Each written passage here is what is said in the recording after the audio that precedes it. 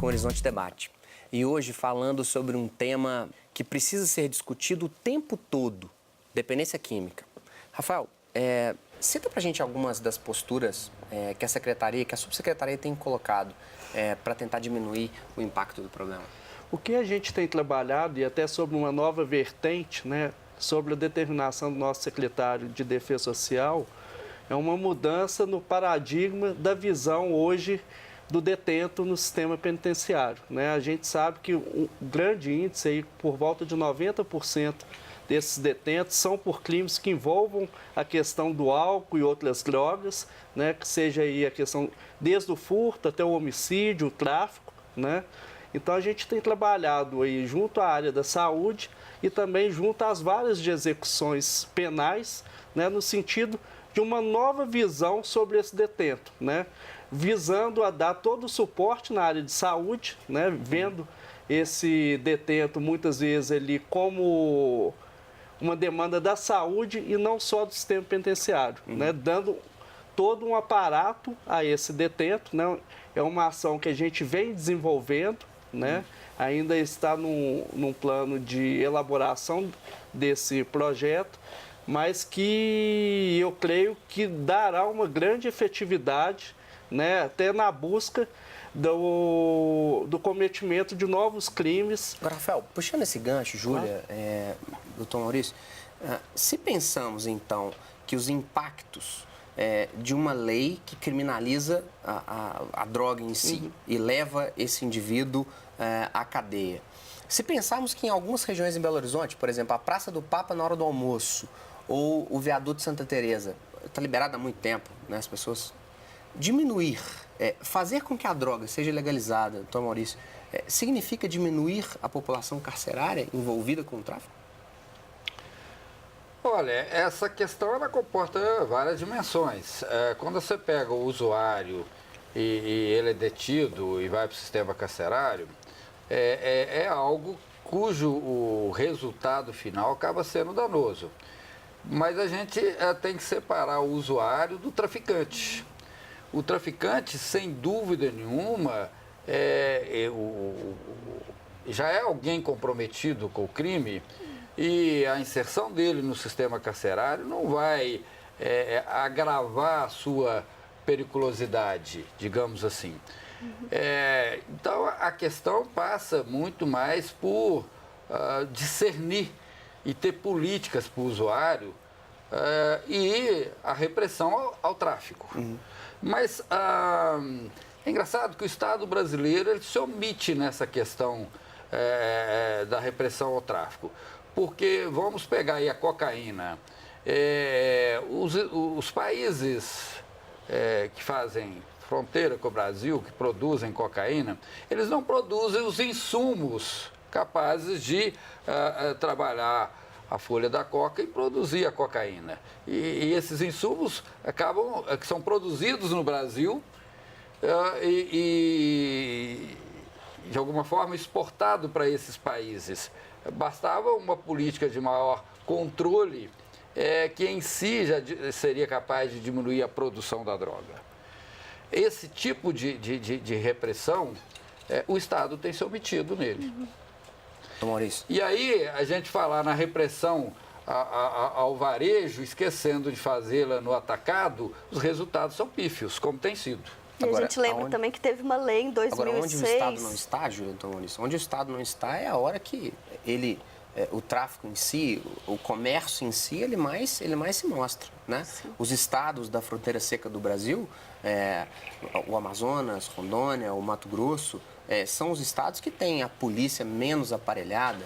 Me lembro agora há pouco tempo da disputa ali em Ponta Porã de tráfico da entrada no Brasil, onde a guerra era com equipamento de forças armadas mesmo, metralhadoras .50 para poder abater avião e helicóptero, né?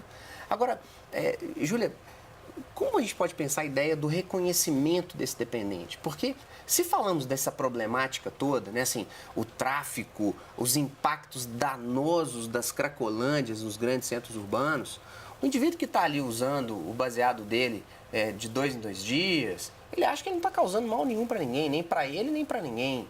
Ele não se reconhece dependente. como fazer com que esse movimento ele aconteça? Ele não está percebendo que ele vai ganhar menos, ele não está percebendo o dano econômico, porque o indivíduo negro, pardo, pouco escolarizado, que estará no morro para disponibilizar a droga para ele, enrolar o baseado dele lá na Zona Sul. Como que é possível de fazer esse reconhecimento? Enquanto o indivíduo está ainda nessa fase, a gente fala que ele é pré-contemplativo.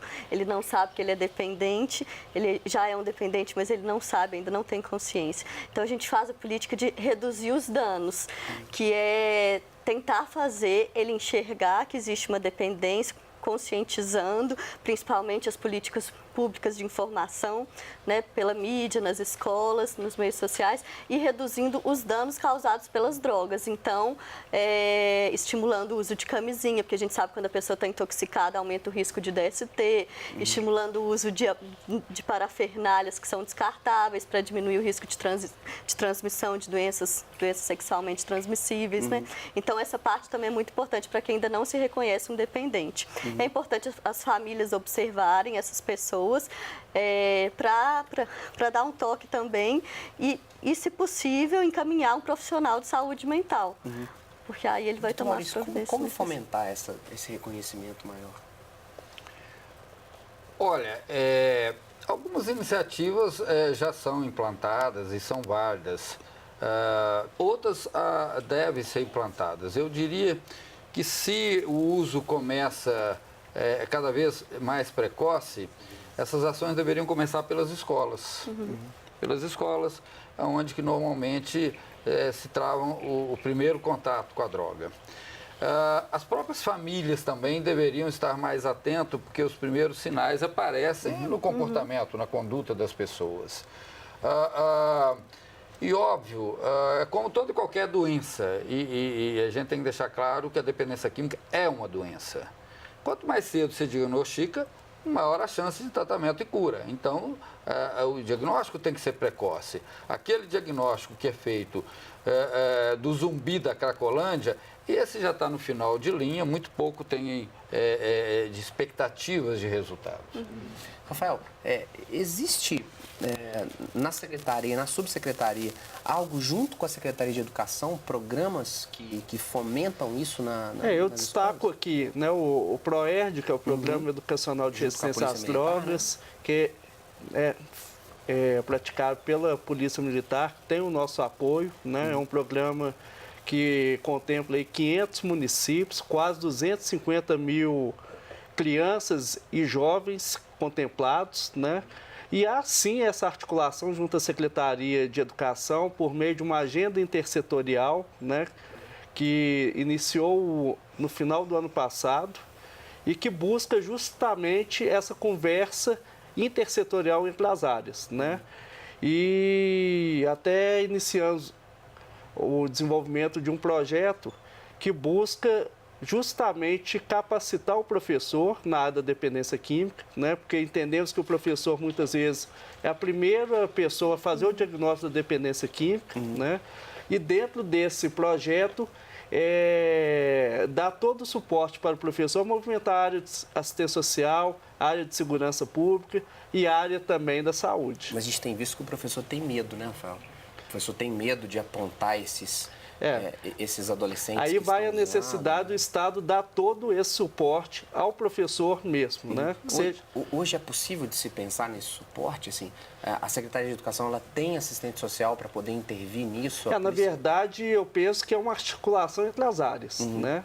É necessário aproximar os CRAS, é necessário aproximar, de repente, toda a rede de atenção psicossocial, né? Toda a infraestrutura da área da segurança pública, para que esse professor possa, assim que diagnosticado uma mudança de comportamento, né, um traço aí da dependência química, e poder movimentar toda uma rede de suporte ao professor e também a esse aluno. A minha preocupação é a distância, doutor Maurício, Júlio e Rafael, entre o professor e a família às vezes não ter acesso, ficar perdida no meio dessa história, né? Assim, o menino que já está longe da escola, ele com 16 anos chega em casa com um tênis diferente, e não está trabalhando e fica à noite virado em casa, o que ele está fazendo por trás? Eu acho que o flagelo é um pouco disso. E como que, mesmo em meio às informações, porque essas informações elas existem, elas estão sendo discutidas desde a novela da Malhação que os adolescentes assistem ao Jornal Nacional quase toda semana. Mas como que o tema ele desperta uma paixão que desmembra o pensamento racional? Como que ele desperta nas pessoas, filho meu que está usando droga, isso é um tabu, você não pode falar. E como que esse processo, que é contínuo, ele chega a um ponto onde as pessoas se perdem, literalmente. A doença, ela contamina a família inteira, a codependência que os pais acabam sofrendo incapacita a pessoa e ele paga o traficante, e o sujeito manipula, e o sujeito mente, e mente para todo o sistema, prejudicando com certeza. Se sentiu tocado por essa discussão? Como que você tem trabalhado a sobriedade na sua casa? Vamos a um breve intervalo. Até daqui a pouco.